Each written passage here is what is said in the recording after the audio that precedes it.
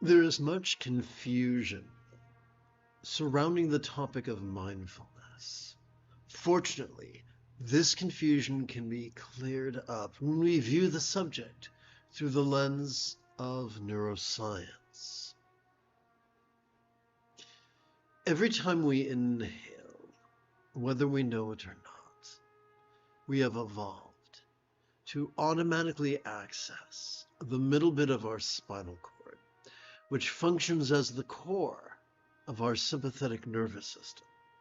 It has evolved to help us to vulnerably, passively, oopsie, my pointer isn't showing. Now I feel like a bozo. Let's try this again. Every time we inhale, whether we know it or not, we have evolved to access the middle bit of our spinal cord, which has evolved to function as the core of our, let's try this again, which functions as the core of our sympathetic nervous system, which in turn has evolved to help us to vulnerably, passively, viscerally, randomly, and fleetingly watch all mind's antics of perception, emotion, intention, cognition, recollection, and imagination. All of them. From the external to the internal, from the physical to the mental, from the pleasurable to the painful, from the interesting to the boring, from the convenient to the arduous, from the glorious to the grotesque. What are we to do with all this stuff that we just noticed? We meditate.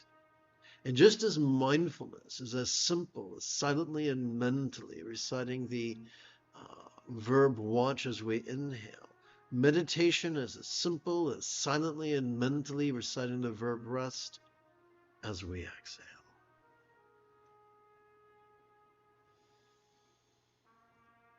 This is the Dzogchen Sunday Lama Jigme Gyatso of the Buddha Joy Meditation School. For multiple decades, I've spent about 8 hours a day, almost every day, studying, practicing, mastering, and reverse engineering the teachings and techniques of each school of meditation so that I might be of service to you.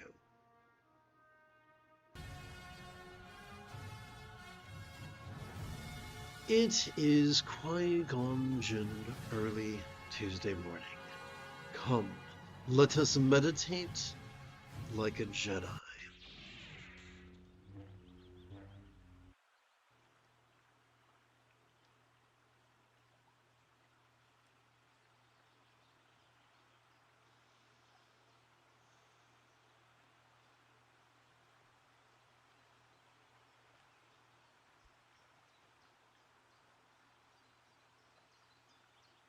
A useful preliminary practice to meditation is for us to gently invite our real or imagined subtle energies to coalesce at our crown.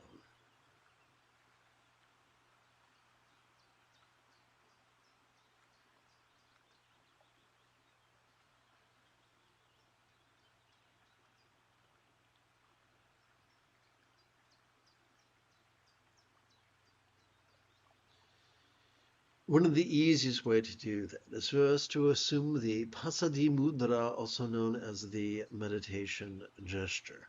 That is as simple as using the tip of our left index finger to support the lower knuckle of our right index finger, palms up in our lap. Doing so is remarkably useful. Number one, it's useful if we find ourselves on the edge of a meltdown. Number two, it's useful if at night when we go to sleep. Number three, it's useful when eventually we find ourselves dying. This gesture is also useful to keep track of our first of 13 sets of 13 inhalations each. Those sets are really comprised, and this is kind of like mental gymnastics, of 1 plus 12. So we count our first inhalation in the following manner. As we feel air enter, as we passively notice air enter our nostrils, we silently and mentally recite the verb watch.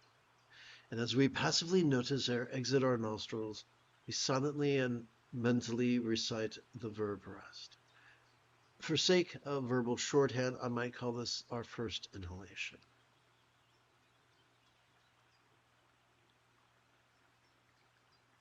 How are we going to keep track of our next 12? Well, that's very simple. We bring our attention to our, I'm going to adjust the camera.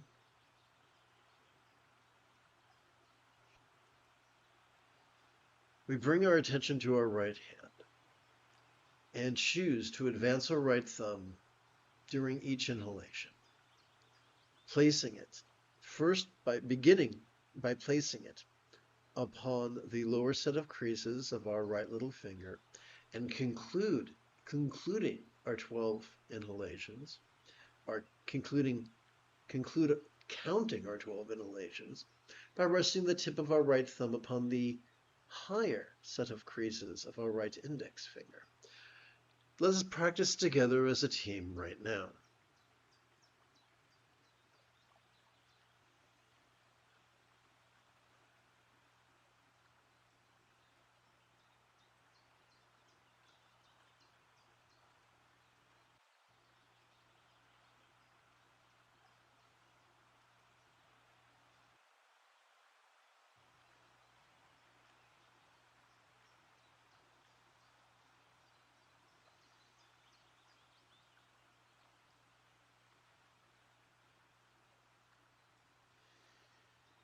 Collecting our first set of 13 inhalations, or 1 plus 12 inhalations, took a little bit more than a minute. Therefore, if we wish to do this for approximately 14 minutes, it could be useful to count multiple sets of 1 plus 12 inhalations. To keep track of those multiple sets, let us turn our attention to our left hand and place the tip of our left thumb on the lower set of creases of our right little finger. And now let us count our 1 inhalation, followed by our 1 exhalation. To count our next 12 inhalations, we return to our right hand.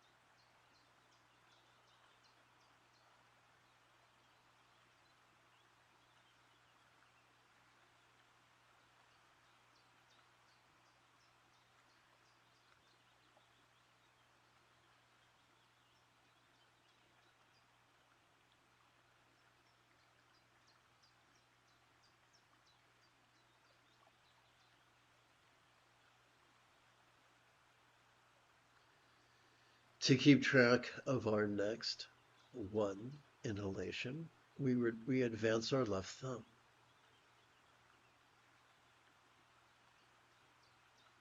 And now that you get the basic idea of how to count multiple sets of 1 plus 12 inhalations, let us rest our hands palms up in our lap.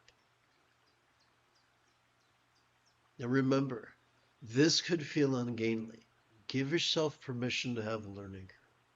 However, if you come to these live streams approximately once every 12 hours, then within a week or two, you can master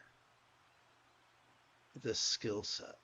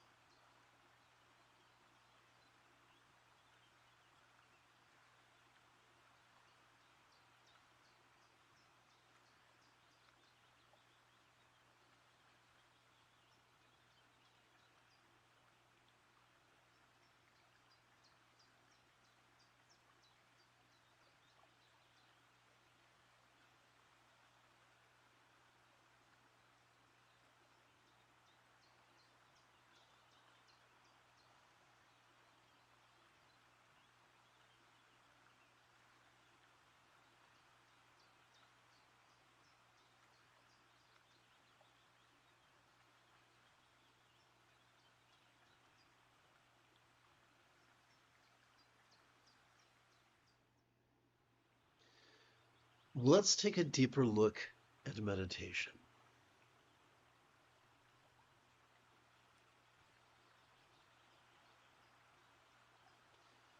Every time we exhale, well, as mentioned previously, the essence of meditation is to silently and mentally recite the verb rest each time we notice air exiting our nostrils. Let's take a closer look. Every time we exhale, whether we know it or not, we have evolved to automatically access both the tippy top and the very bottom of that same spinal cord. These two regions, working as a team, function as the core of our parasympathetic nervous system, which has evolved to help us to physically relax and mentally release during our exhalation to such a degree that which we noticed during our previous inhalation could fleetingly feel less stressful, less permanent, less defining, and as non-graspable as a vast empty void. It would seem that a simile is only as useful as it is relatable. Therefore, we must ask the question, what? What is a real-world example of a non-graspable vast empty void?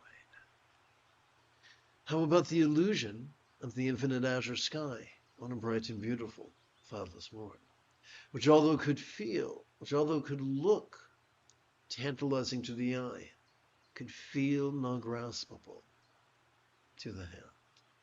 And so we see that both emptiness and no self are just figures of speech to describe our fleeting experience latent within each exhalation. Now, you could ask yourself, if emptiness and no self are fleeting experiences, then we have perhaps been lied to by the minions of orthodoxy, who touted as a type of panacea, master no self and emptiness and nothing will ever harm you ever.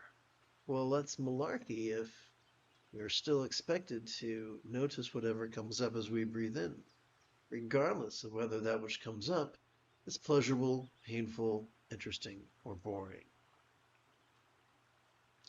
Then why bother with meditation in the first place? I'll answer that question simply.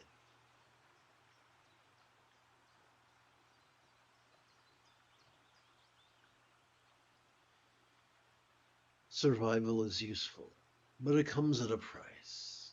When the competition and cruelty of our survival-oriented, dopamine-oriented reward system and amygdala become our North Star, that by which we navigate life, that which defines us, then life can become, in the words of Thomas Hobbes, nasty, brutish, and short. However, authentically training in mindfulness and meditation once every 12 hours or so could cause both our anterior cingulate gyrus, the seat of empathy, and our oxytocin-oriented reward system, seat of cooperation. I should say it could cause our anterior cingulate gyrus and our our oxytocin-oriented reward system to gently stimulate our kindness and our cooperation in a manner that is distinctly fulfilling.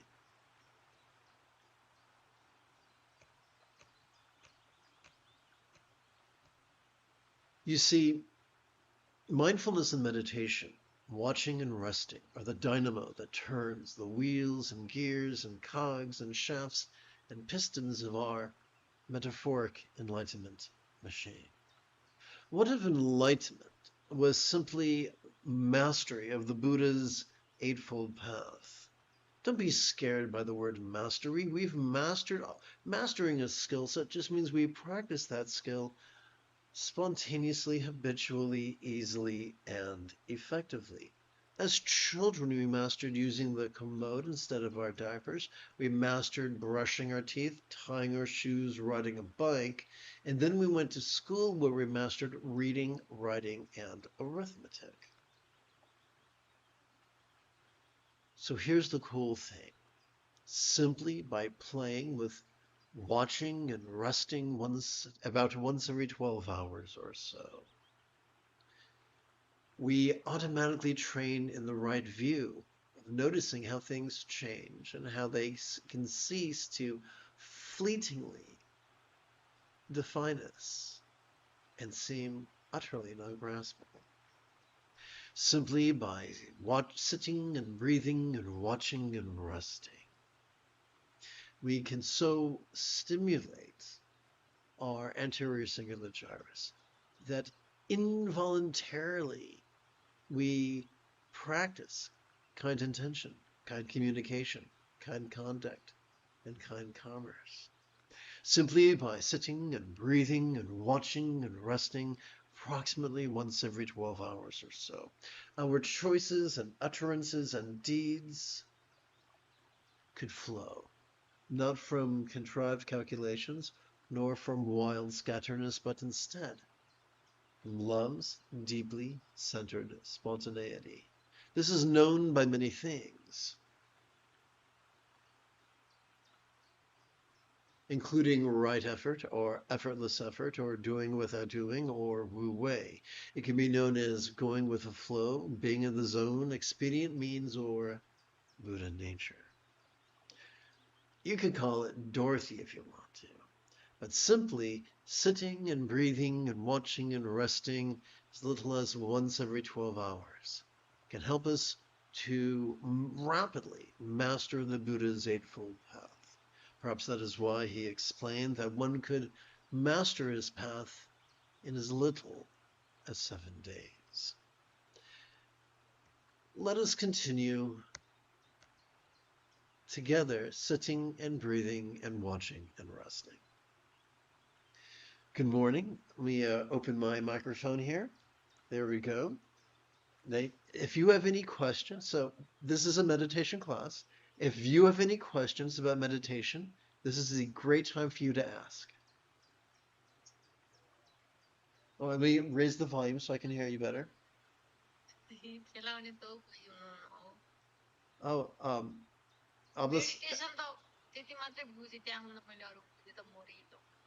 I apologize. I only speak English. What language are you speaking? Hablas español? Oh, sorry. Bye-bye.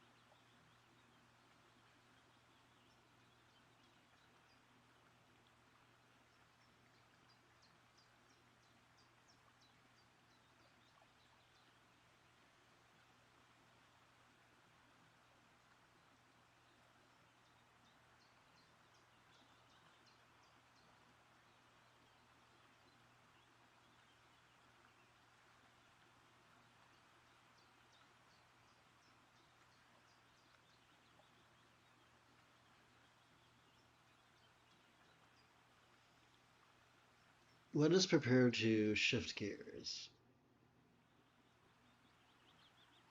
Oh, I feel rather foolish. I forgot to set up my slide. I forgot to set up that which functions as a slide monitor wherewith I can check to see if there are questions. So sorry. I will deal with that now.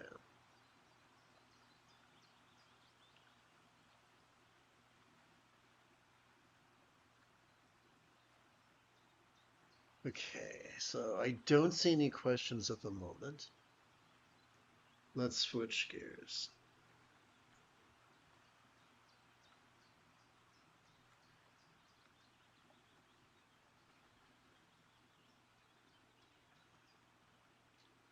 Let's see.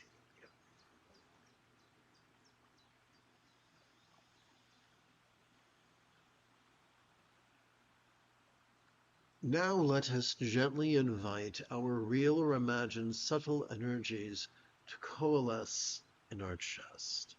A useful tool to accomplish that is to practice the Sati Mudra or mindfulness gesture, which is as simple as using the tip of our left middle finger to support the lower knuckle of our right middle finger, palms up in our lap.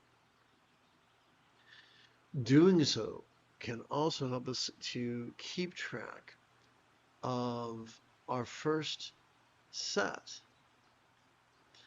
our first repetition of inhaling and exhaling. We're in.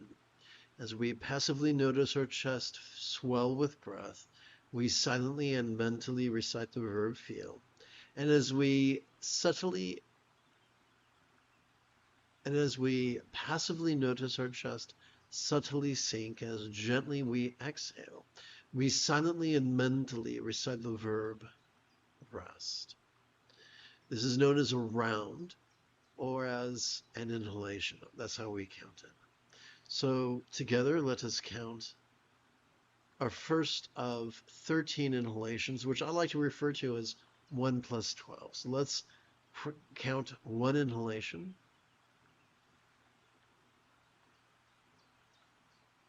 How are we going to keep track of our next 12 inhalations? Simple. Let us turn our attention to our right hand. And every time we silently and mentally recite the verb feel as we inhale, let's advance our right thumb. Starting with, let's advance our right thumb, beginning with our lower set of creases on our right little finger and ending with the upper set of creases on our right index finger. Together, let us practice right now.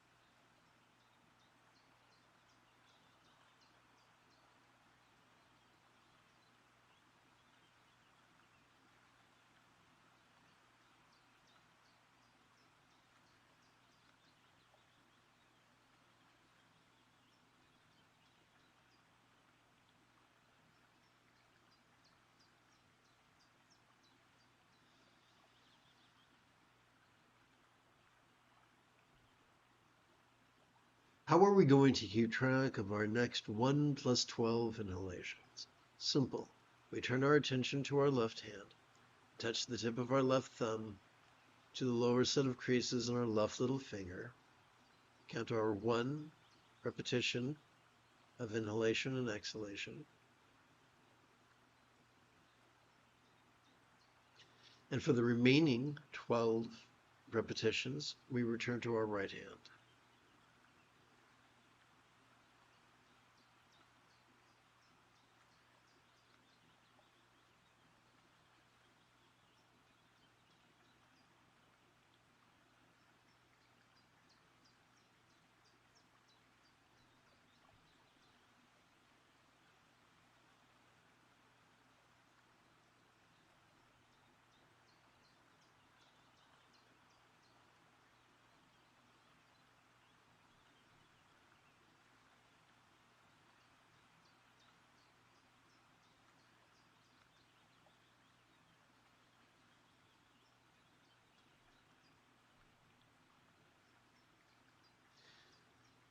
to count our next repetition of feel and rest, we advance our left thumb. And now that you get the basic idea of how we can count multiple sets of 1 plus 12 inhalations each, let us return our hands palms up to our lap.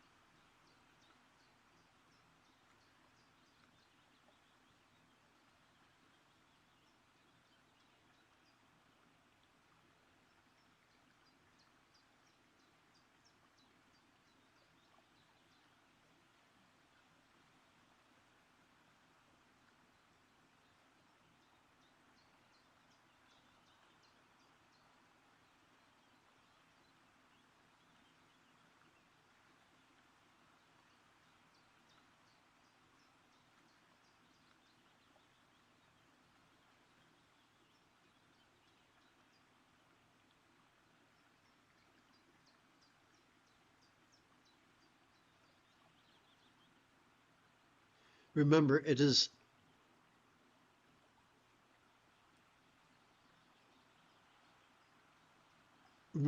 not our job to fight what we feel.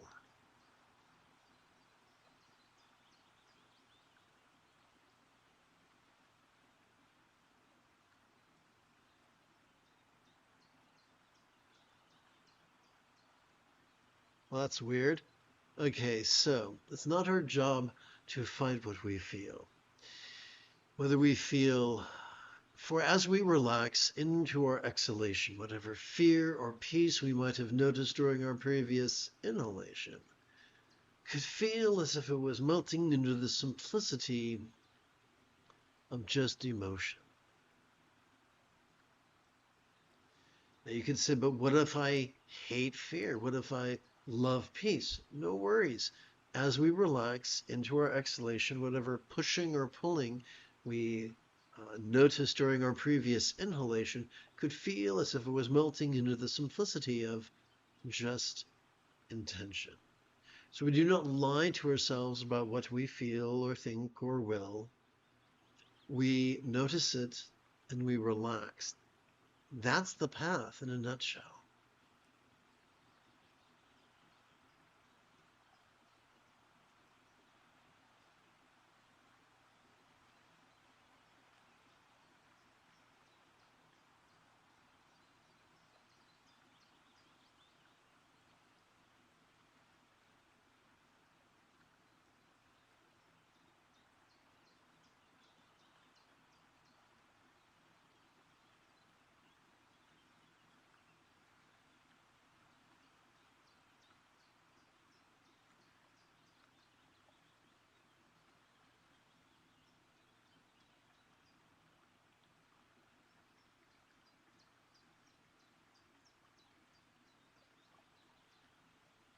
For those who have tuned in late, let's review the neuroscience of mindfulness.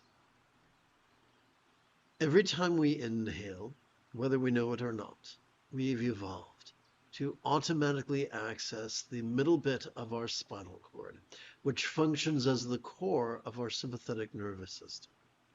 It is evolved to help us to vulnerably, passively, viscerally, randomly, fleetingly notice all mind's antics of perception, emotion, intention, cognition, recollection, and imagination. All of them. From the external to the internal, from the physical to the mental, from the pleasurable to the painful, from the interesting to the boring, from the convenient to the arduous, from the glorious to the grotesque.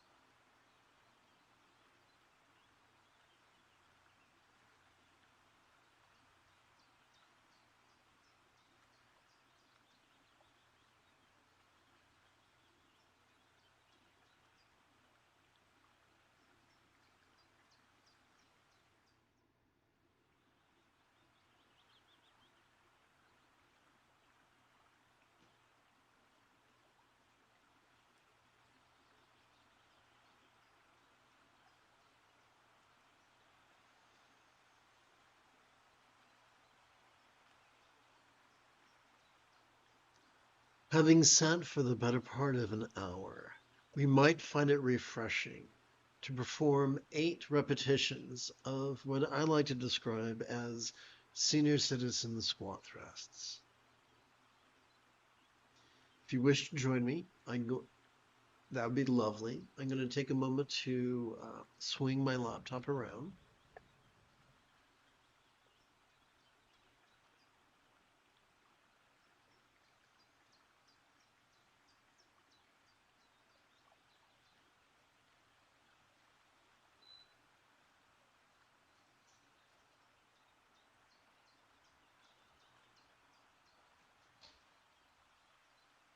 Let's see.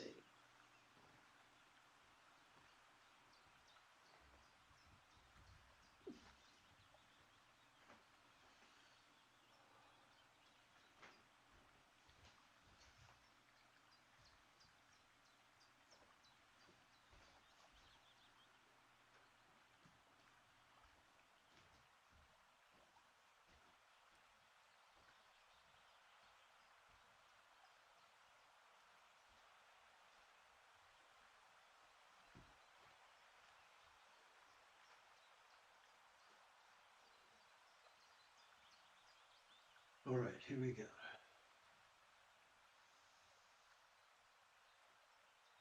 Start with a half squat. Let's walk our hands forward. Articulate our arms. Walk back into a full squat.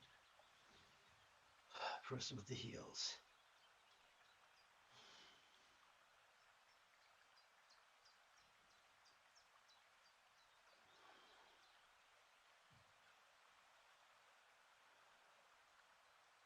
And now let's do our second repetition.